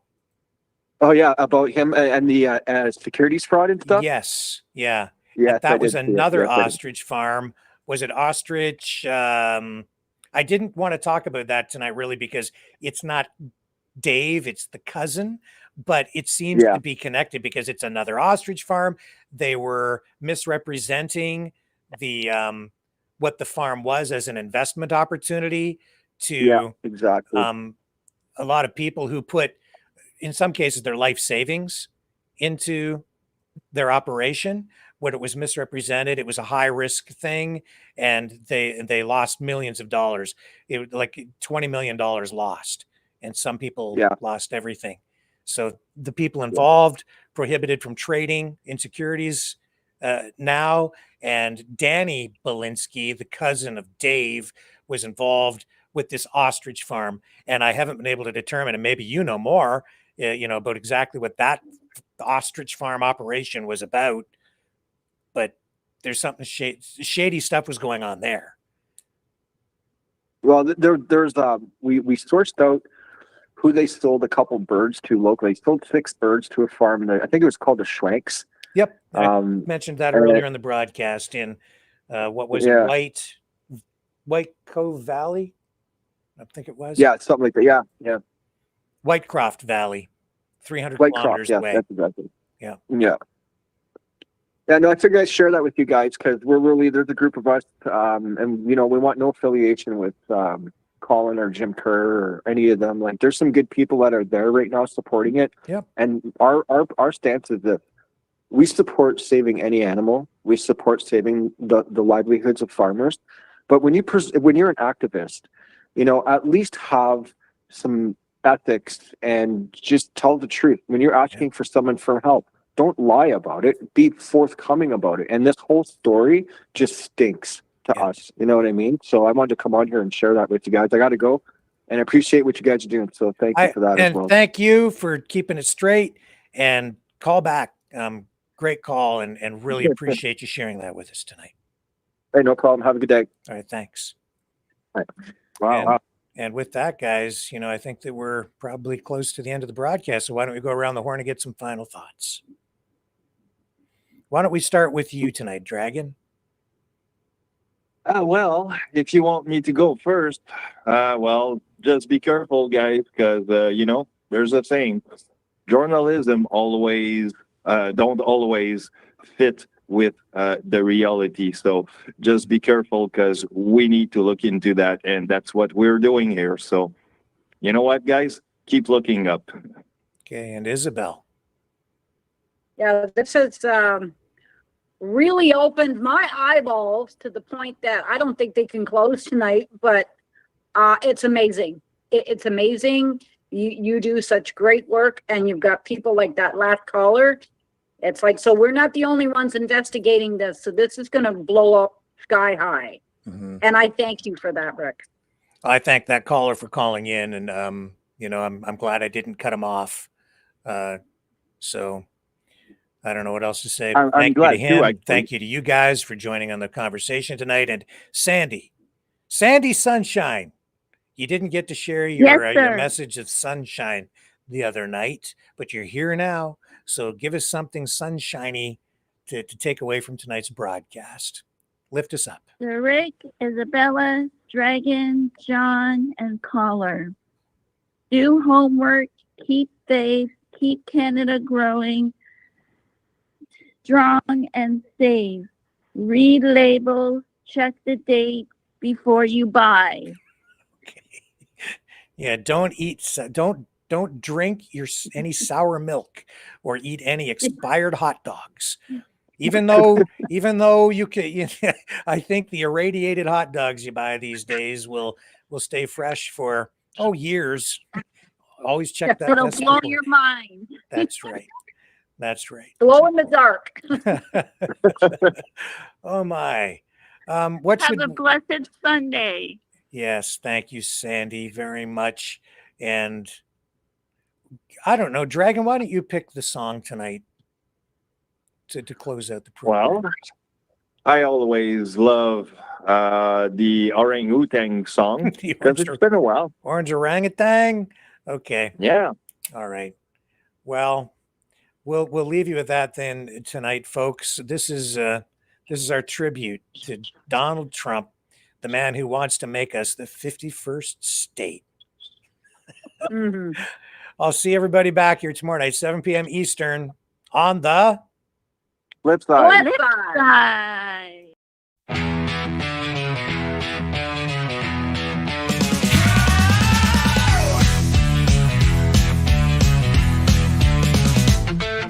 Monkey see, monkey do. Vladimir Putin's making a fool out of you. Once a deal maker, now just a shouter. Used to shake hands, now it's all about power. You turn your back on your friends and your allies too. You betrayed the spirit of the red, white, and blue. Oh, orange orangutan man, swinging through the world with a heavy hand. Tearing up treaties, slapping on tariffs, throwing tantrums like a billionaire sheriff. Dial it down, don't stop it, man, you beast, you critter. Orange orangutan man.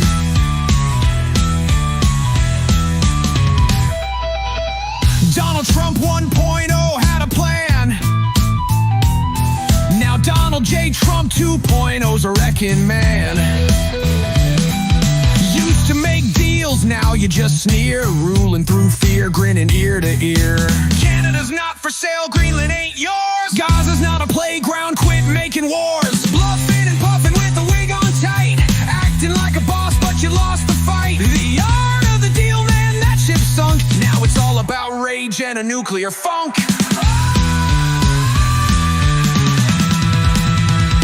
Orange orangutan man, swinging through the world with a heavy hand. Tearing up treaties, slapping on tariffs, throwing tantrums like a billionaire sheriff. Dial it down, don't stop it, man, you beast, you critter. Orange orangutan man. You're fired.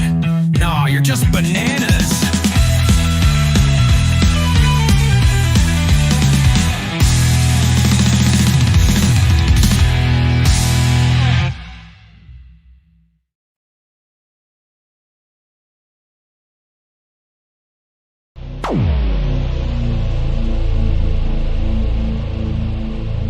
This has been a Maverick Multimedia production.